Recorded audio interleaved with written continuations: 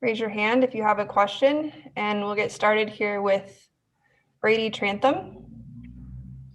Hey, Billy, good to see you again, and congrats on the Bulls gig. Thanks, Brady. Good to see you too. I guess I can't see you, but I can hear you. You're not missing much, but okay. Two quick questions. One you can answer quick, and then we'll get to the other one. But Sam Presti said when you guys met, when it was apparent what was going to happen, you guys had some cheap beers together. I was just curious, what were those? What exactly were those cheap beers? I'm not really sure what I think maybe Coors or something, or Coors Light. I'm not quite 100% sure what they were. Okay, I'm glad it wasn't like there was a lot of them. I'll tell you that. I'm glad we got down to that. Now, yep. Obviously, you're not going to have a direct interest in the players you coached in Oklahoma City, but just as a competitor and a casual observer from afar, I mean, what are you most excited about as SGA takes his career into a new step going forward with his career? Yeah, I mean, it's hard for me to say just because I'm not there. I think that if I go back to last year, coaching him, I think the Dennis Schroeder and Chris Paul, those guys being on the team, I think had a huge impact on him. I also think he was a very, very good. I think he listened. I think he absorbed. I think he soaked up a lot of things. But I think the biggest thing with him is he's very, very driven to get better, to improve. And I think if you look at the jump he made from his rookie year to last year, and then when the 4-month hiatus happened, before we got to the bubble, he made another jump. So he's just going to continually get better just because that's his mentality and that's his mindset. And he's the same guy every day. So I think that he'll because of his work ethic and who he is as a player and as a person, I think you'll see him as a young player just every year get better because I think that's a reflection of him. Thank you, Billy. Good luck to you. Thank you. Joe Cowley, you're up next. Billy, how you doing? Good, Joe. How are you? Good. Hey, first of all, are there any new injuries, excused absences, anyone fall down on ice, anything that would make sure that they couldn't be at tonight's game? No, so far, just what we announced before we left is still status quo. Nothing else from that has changed. Okay, and the other question, you probably had in your head what it would be like to go back to Oklahoma City and stuff, but is it kind of surreal walking in the building, going to a different locker room? I mean, is it kind of just an odd night overall? Well, I think it's just a little bit odd just because, just the arena doesn't look the same because of the no fans. And I think the other thing that's kind of interesting is, the last time I was here was when the whole situation happened with the Utah Jazz and the league had shut down. And Oklahoma City had not played a home game since that time. And now here I am back with the Bulls. And this is really their first game playing here at home, since March. So it was good to see some different people, which was great. The arenas, I think not only, our place, but every place is going to be a little bit different. As I said, I enjoyed my 5 years here. The people here were wonderful. I developed a lot of good and close relationships with a lot of people. So, it was, I don't know if it was surreal. It was certainly different. It makes you, think back and reflect, on your time there. There's no question about that. You're welcome. Darnell Mayberry. Hey, Billy, can you tell us who you're going with as a starting unit tonight? Yeah, same starters, except I'm going to put Patrick in at the small forward spot. So Patrick Williams will start the small forward spot, and then I'm going to have Otto come off the bench tonight. Can you just give us any reasoning behind that, please? Yeah, I think that for us, I think I mentioned after the second game, I think with the way we came out against Houston the first night and watching film and practicing, I wanted to give that group an opportunity to kind of go back and play better, which they did do, which was encouraging to see. I think all those guys were maybe minus 25 or above, and certainly that first quarter wasn't great. And I thought they responded really, really well in the second game. We're going to have to mix and match here a little bit. There's been, the last week here has been a little bit challenging just because of, all the guys that have been out missing practices for a variety of different reasons. So for me, I think I've got to look at just different combinations and different groupings of players. Not having Sato here, not having Thad here, not having Garrett here. It's hard to kind of see maybe how all those guys will fit in because we just haven't had that kind of time together.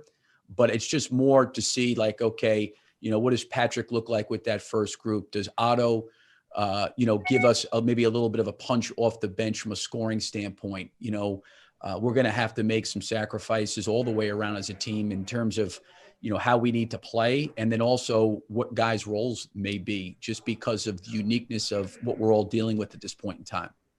Thank you. You're welcome. Barry Trammell, you're up next. Yeah, Billy, how you doing? Good, Barry. How are you? I'm great. I had a question for you. In September, when you left the Thunder, what was your level of certainty that the tear down was going to happen? It's something we certainly thought was going to happen, but we didn't know exactly when. Did you know that it was imminent? No, I mean, I think that the feeling was that maybe down the road at some point it was going to happen. There wasn't necessarily a timetable given to me of when that would happen, whether it had been, this year or after the next year. But I think the feeling was, after a few years or a couple of years or maybe 1 year, a lot of things could change. And the young core in Chicago, how much of that was an attraction to you to take the Bulls job when you're talking about Carter and all those other guys? Yeah, I mean, I think there was a lot that went into it for me. Certainly, I think that was a piece of it, but I didn't know those guys, never coached those guys. They were in the East. We only played against them twice a year. All those guys are relatively young. I like them as players, just seeing them. But I think in any job, there's like a variety of different factors, there's staffing, there's front office, there's ownership, there's players, there's, how you would like to build things out, what kind of identity you want to create. So there's like a lot of different things. But I thought the young players, had great potential and great upside. And they've been a really, really good group to work with. And I think they can get better and improve because they're so early in their careers. But I think anytime you're making a decision like that, I think there's a lot of factors that go into, looking at everything. Thanks, Billy. Thank you, Barry. Thank you. Jamal Collier, you're up next. Yeah, but Billy, real quick on Patrick. I mean, I guess you said you haven't necessarily settled on this, but is that a possibility that you could potentially he could start the season in the starting lineup, or would you potentially want to ease him in a little slower than that? I mean, we'll see how he does tonight, but I think keeping an open mind, towards that is not out of the question. Like I said earlier, I think with Thad being out, Sato not here, Garrett not here, we're going to have to figure out, what does that starting group look like? How do we come off the bench? Do we take some starters and move some starters in there with the second unit? Just because we've been undermanned, I think you've got to look at, how do you try to keep balance for 48 minutes, knowing that, you're going to have to stagger. Like I took Lowry out early in the first quarter because I wanted to give him an opportunity to play, at the end of the first quarter, beginning of the second quarter, maybe a little bit at the 5 spot, to see what that looked like. So I've got to get a little bit of a comfort level too. And it's hard for me at times just because, like I said, we don't have everybody here to see how guys gel and mesh. Like I know Garrett Temple is a player. I know Thad is a player. I know Sato is a player, but how do they all interact and work together? And that's something I think I'm going to have to try to figure out and staff's going to have to figure out. But I think the question of Patrick being a possibility of starting, I think that we would look at everything, in terms of, how do we best balance out the group going forward? And kind of on that note, just, we're about a week from opening night now. Thad won't play in a preseason game. Temple hasn't been with you guys. Are these guys in question for opening night? Like, you ruled some of them out, or is that just where their status at? for the guys? I really don't know that yet. We're just kind of going day by day. I think we're going to have to remain really, really flexible.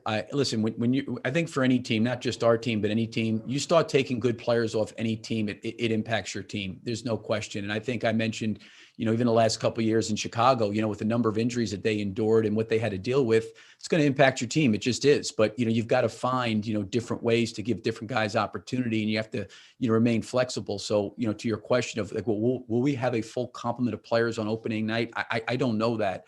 I'm optimistic that can happen, but we're just going one day at a time with all that we're having to deal with. And it's not just us or our organization, it's every organization.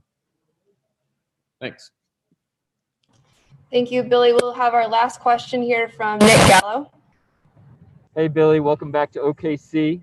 Hey, Nick. Just with the backcourt matchup you have with Zach and Kobe and Shea and Lou, what do you look to get out of your guys in that matchup on both sides of the ball as those guys go up against Shea and Lou?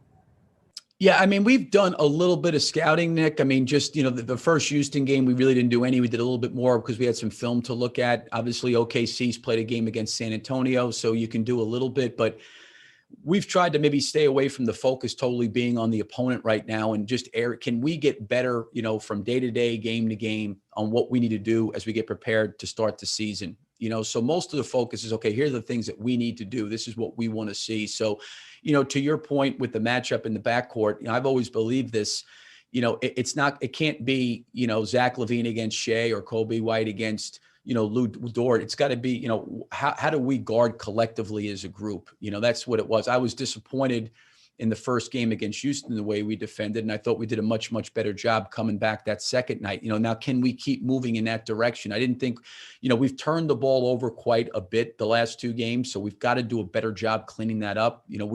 We can go through some droughts on offense. And when you're turning the ball over and you're taking away possessions, that's really going to hurt you.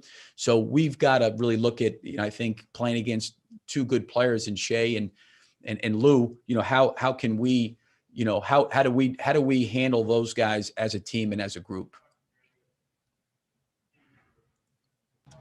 All right. Thank you, Billy. Thanks, everyone. Thank you. Thank you, guys. Thanks.